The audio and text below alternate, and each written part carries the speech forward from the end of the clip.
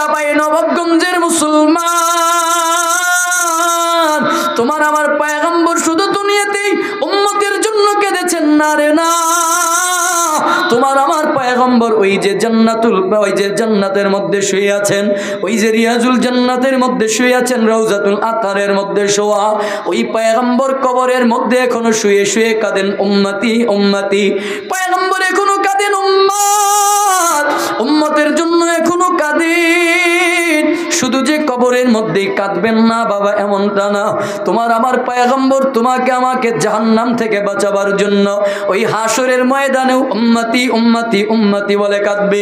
হাদিসের ভাষায় পাওয়া যায় দুনিয়াটা যখন কিয়ামতে যখন রূপান্তরিত হবে, কিয়ামত যখন সংগঠিত হবে, সব মানুষগুলো যখন ওই যে কবরের মধ্যে দাফস্ত হয়ে যাবে, মাটির সঙ্গে যখন মিশে যাবে, আল্লাহ পাক রব্বুল আলামিন যখন হাসরের ময়দান যখন কায়েম করবেন, আল্লাহ পাক রব্বুল আলামিন সর্বপ্রথম কবর থেকে উঠাবেন। হাদিসের ভাষা বলছে, পয়গম্বর বলেন সর্বপ্রথম আল্লাহ তাআলা কবর থেকে আমাকে উঠাবেন। কবর থেকে উঠবেন পয়গম্বর, কবর থেকে উঠার পরে দেখবেন পুরো হাসরের ময়দানে কেউ নাই, একা পয়গম্বর হাসরের ময়দানে একা রয়েছেন, একা। পয়গম্বর তখন চোখের পানি ছেড়ে কান্না করে দিয়ে আমার মালিককে ডাক দিয়া বলবেন, আল্লাহ আমাকে না দেখায়া বুঝি আমার উম্মত গুলোকে জাহান্নামের মধ্যে দিয়েছ, ও মালিক আমাকে না জানাইয়া আমাকে না দেখায়া বুঝি আমার উম্মত গুলোকে তুমি মনে হয় জাহান্নামে দিয়ে দিয়েছো। আল্লাহ তোমার ইজ্জতের কসম করে বলছি, একটা উম্মত যদি আজকে জাহান্নামের মধ্যে জ্বলে, আল্লাহ তোমার ইজ্জতের কসম আমি কিন্তু জান্নাতের মধ্যে প্রবেশ করব না। আল্লাহ তাআলা ডাক দিয়া বলবেন, হাবিব আমার আপনি ঠান্ডা হন, পেরেশানি নিয়েন না, আপনাকে না দেখায়া আপনার উম্মতের কোনো বিচার কোনো ফয়সালা আমি করব না। জানো কি বন্ধু, জানো ওই হাসরের ময়দানটা, বিচারের দিবসটা বড় ভয়ঙ্কর একটা দিবস, ওই হাসরের ময়দানটা বড় কঠিন। আল্লাহ পাক রব্বুল আলামিন সূরা হুদের 105 নম্বর আয়াতে ডাক দিয়া বলেন, ইয়াউমা লা তাকাল্লামু নাফসুন ইয়াউমা ইয়াতি লা তাকাল্লামু নাফসুন ইল্লা বিইذনি ফামিনহুম শাকিয়্যুন ওয়া সাঈদ। আল্লাহ তাআলা বলেন ওই দিনটা এমন একটা দিন হবে, ফামিনহুম শাকিয়্যুন ওয়া সাঈদ, দুনিয়ার মানুষগুলো তখন দুইটা দলে বিভক্ত হয়ে যাবে। দুনিয়ার মানুষগুলো তখন দুইটা দলে বিভক্ত হয়ে যাবে। একটা দল হবে শাকিয়ুন, এরা পোড়া কপাইল্লা, পোড়া কপাইল্লা দুর্ভাগার অন্তর্ভুক্ত, মানে এরা শাকিয়ুন, এরা দুর্ভাগা, এরা জাহান্নামের অন্তর্ভুক্ত হবে। আর একটা দল হবে সাঈদের অন্তর্ভুক্ত, মানে এরা সৌভাগ্যবান, চাঁদ কপালওয়ালা জান্নাতি। আল্লাহ তাআলা বলেন ওই দিনটা এমন একটা ভয়ঙ্কর একটা দিন হবে, লা তাকাল্লামু নাফসুন ইল্লা বিইذনি, বলে কেউ কোনো কথা বলার সাহস সেদিন পাবে না। উলামায়ে কেরাম মজলিসের মধ্যে বসা আছেন, ওনাদের কাছ থেকে শুনে নেবেন। আল্লাহ তাআলা বলেন ওই দিন এমন একটা দিন আসবে যেই দিন মানুষগুলো কথা বলার সাহস পাবে না। ওই দিন মানুষগুলো কেউ কোনো কথা বলার মতো সাহস সেদিন পাবে না। সবাই মুজরিমের মতো, অপরাধীর মতো হাঁটু দুইটা জমিনের মধ্যে গাইরা চোখের পানি ছেড়ে ছেড়ে কাঁদবে, আল্লাহ আল্লাহ আমাকে বাঁচাও, আমাকে বাঁচাও, আমাকে বাঁচাও। এই আয়াতের ব্যাখ্যায় তাফসীরের কিতাবের মধ্যে পাওয়া যায়, পয়গম্বর বলেন ওই দিন নবী পয়গম্বর আল্লাহর অনুমতি নিয়ে কথা বলবেন। তবে কি বলবে জানো?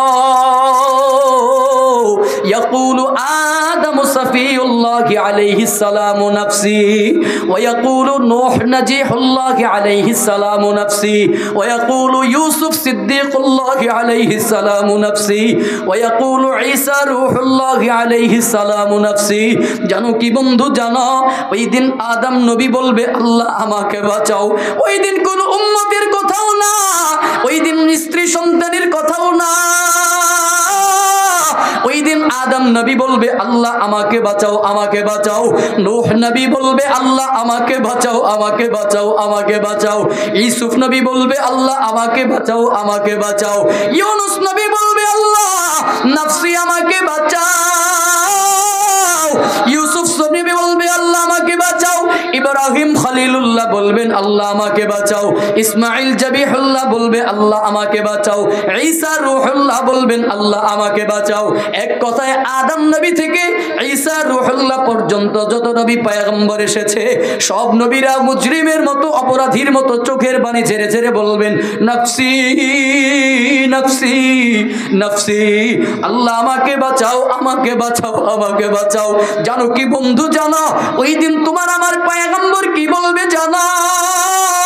ওয়ায়াকুলু ফায়াকুলু রাসূলুনা ফায়াকুলু হাবিবুনা ফায়াকুলু সাইয়্যিদুনা ফায়াকুলু শাফিউনা ফায়াকুলু হাবিবুনা ইয়া রাব্বি উম্মতি উম্মতি।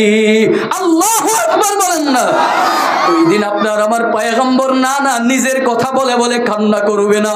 ওই দিন আপনার আমার পয়গম্বর মা বাবার সুপারিশও করবে না। ওই দিন আপনার আমার পয়গম্বর স্ত্রী সন্তানের জন্য কাঁদবেন না।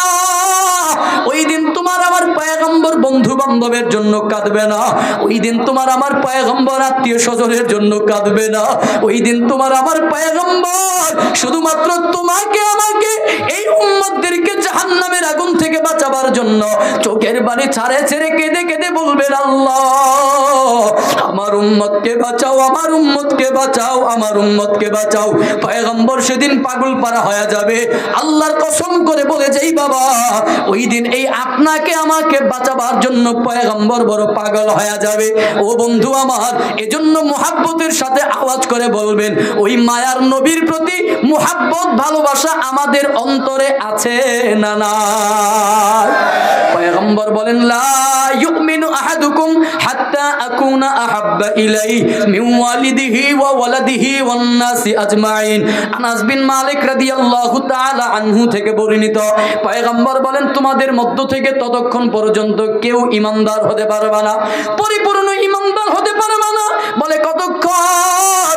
হাত্তা আকুনা আহাব্বা ইলাইহি মিন ওয়ালিদিহি ওয়া ওয়ালাদিহি ওয়ান নাসি আজমাইন। বলে যতক্ষণ পর্যন্ত মিন ওয়ালিদিহি ওয়া ওয়ালাদিহি তোমার মা বাবা স্ত্রী সন্তানের চাইতে বেশি ভালো না বাসবা, ওয়ান নাসি আজমাইন দুনিয়ার শত মানুষ আছে, যত মানুষ রয়েছে সব মানুষের চাইতে যতদিন পর্যন্ত বেশি ভালো না বাসবা, এমনকি মিন ওয়ালিদিহি হাত্তা আকুনা আহাব্বা ইলাইহি এমনকি নিজের জীবনের চাইতেও বেশি যতক্ষণ পর্যন্ত রাসূলকে ভালো না বাসবা, পয়গম্বর বলেন ততক্ষণ পর্যন্ত পরিপূর্ণ ঈমানদার হতে পারবা না।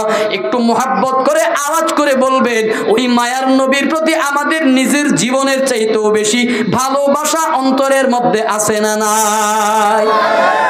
আছে তো ইনশাআল্লাহ।